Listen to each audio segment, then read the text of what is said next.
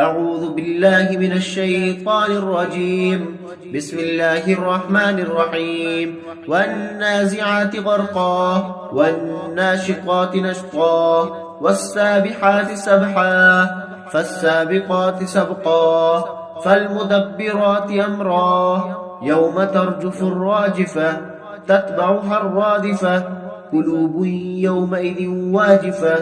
أبصارها خاشعة يقولون أئنا لمردودون في الحافرة أئذا كنا عظاما نخرة قالوا تلك إذا كرة خاسرة فإنما هي زجرة واحدة فإذا هم بالساهرة هل أتاك حديث موسى إذ ناداه ربه بالوادي المقدس طوى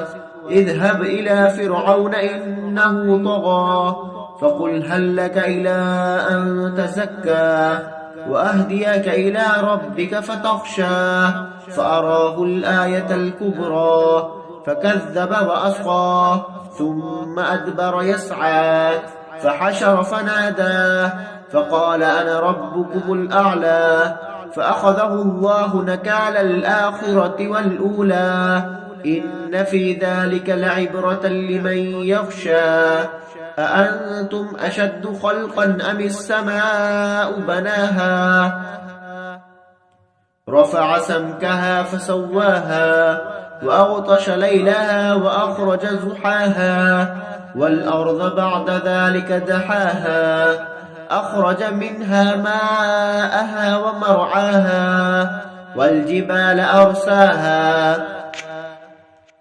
متاعا لكم ولأنعامكم فإذا جاءت الطامة الكبرى يوم يتذكر الإنسان ما سعى وبرزت الجحيم لمن يرى فأما من طغى وآثر الحياة الدنيا فإن الجحيم هي المأوى وأما من خاف مقام ربه ونهى النفس عن الهوى فإن الجنة هي المأوى يسألونك عن الساعة أيان مرساها فيما أنت من ذكراها إلى ربك منتهاها إنما أنت منذر من يخشاها كأنهم يوم يرونها لم يلبثوا إلا عشية أو ضحاها.